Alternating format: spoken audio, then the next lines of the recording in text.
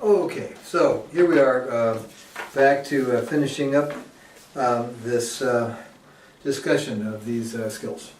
So we were just, I believe, talking about, we'd gotten through mindfully, appearing confident, and being willing to negotiate. The negotiation phase is going to come after we hear what my roommate Fred, or what your partners in whatever discussion's coming up, how they respond to the to our sort of queuing up with a request here. So the give skills are about how to keep the relationship harmonious. So we want to be gentle. G is for gentle. We want to be interested in our partner's point of view. We want to validate what we can about their position, and we want to have an easy manner in the way that we're talking with them. So, being gentle means being courteous, temperate, as Marcia puts it in her skills training manual, avoiding verbal or physical attacks, no hitting and so on, no threats, no manipulative statements, no I'll kill myself, or no judging. If you were a good person, you would, or you should, or you shouldn't.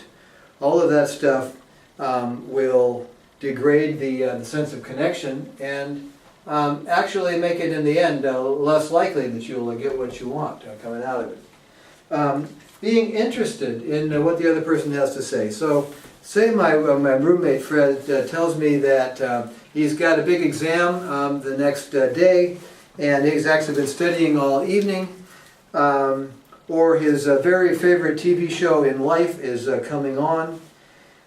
I can listen to that and take it into account. And even going beyond that, I can validate, I can find what actually makes sense to me and what he's doing. The art of validation is to be able to tell your partner what makes sense to them, to you, about what they're saying, doing, feeling, and so on. And sometimes I say dramatically with clients, if 8 out of 10 things that your partner is doing seem insane to you, if you're going to validate, you go to the 2 that actually make some sense to you. And in DBT, we are all over this validation thing. Sometimes, and in the Gottman work as well, actually the Gottman conflict resolution package involves being able to validate where the partner is coming from on the basis of their history, of kind of what has shaped them and their values to get to the place where they're acting like they are. And we want to be able to get them to validate the same for you, so that you can have more compassion and empathy for where the other person is coming from. That's historical validation, as it's called in the DBT, and it's one of the many kinds that we practice. And then finally, having an easy manner. This is to be able to kind of joke around, to smile, to be a little bit political, kind of goofing around and lightening up the conversation. It's kind of related to appearing confident. It's got this sort of quality to it. So after you have heard your partner's point of view and validated, maybe you negotiate. You go back to this. And so maybe I say to Fred, all right, well look, I get it that tonight's done. How about I do the dishes tonight and you do the next 2 nights in a row? And if Fred agrees to that, and if I have some reason to believe that he'll keep his part of the bargain, then we're good. And so you can kind of, sometimes you have to reduce your demand. Maybe he's willing to do it after after the world's best TV program, and so forth. So that's the negotiation part.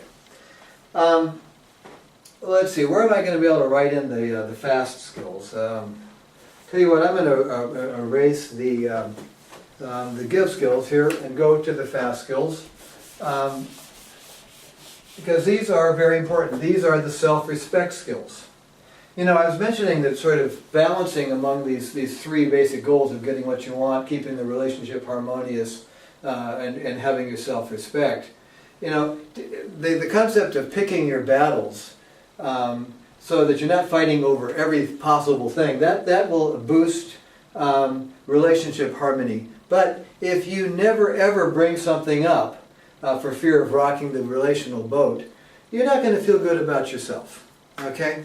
So here are here's the acronym. It's FAST. It's F-A-S-T.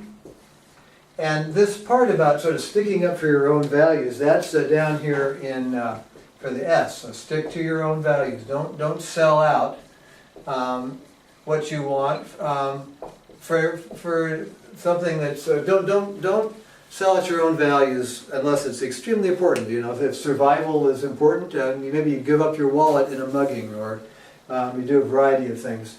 But don't do that cheaply. So that's important to self-respect. Being fair, other things, being equal. If you can be fair to yourself and your partner, you're going to feel better about yourself at the end of the thing. You want to avoid over-apologizing. If I'm apologizing for breathing your air, or for just being here at all, I'm not going to feel good about myself. It might help you feel great, but avoiding over apologizing, and then finally telling the truth. Now, human beings lie when getting what you want is really important, or white lies often will keep a relationship more harmonious. But other things being equal, we feel better about ourselves if we tell the truth. Okay, so that is those are the acronyms for the various guidelines for getting what you want, relationship harmony, and self-respect. So the idea that there's these three goals, that's one great idea, I think. Having the acronyms for each of them is very good. Yeah, I think that the 0 to 6 scale as a way of thinking about assertiveness not as an on or off switch, but as something that you kind of ramp up in an appropriate way. Very, very useful idea. Incidentally, connected to the 0 to 6 scale is a set of guidelines about how to think about how intense you want to be in asking for something or saying no.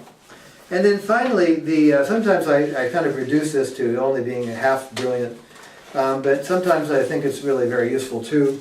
There's a handout about factors that reduce our interpersonal effectiveness.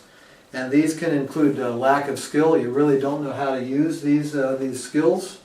But more often, our worry thoughts, our concerns about the situation. If I do that, we'll worry that they won't like me, she'll think I'm stupid. Or I can think I'm such a bad person I don't deserve this. I won't do it right, I'll probably fall apart. All of that stuff, those thoughts will definitely get in the way of using skills in an effective manner. Emotions can really get in the way, and this will be linked to those worry thoughts, of course.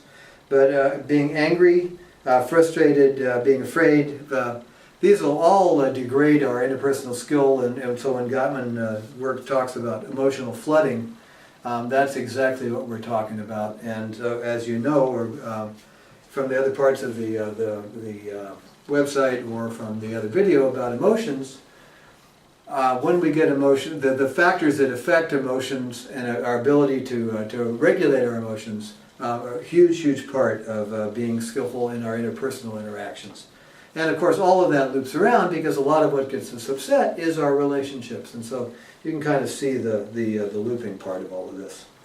Another factor is indecision. You really don't know which of these is most important. You're not clear about your own goals. So that's kind of a mindfulness thing to look into. And then lastly, the sense of the environment. Sometimes, no matter how skillfully you communicate, it's not going to work. You're not going to be able to get what you want. And so that may require you reducing your demands, going into radical acceptance that you're not going to get what you want. Sometimes it actually makes sense to get out of that relationship. So these things have to be considered.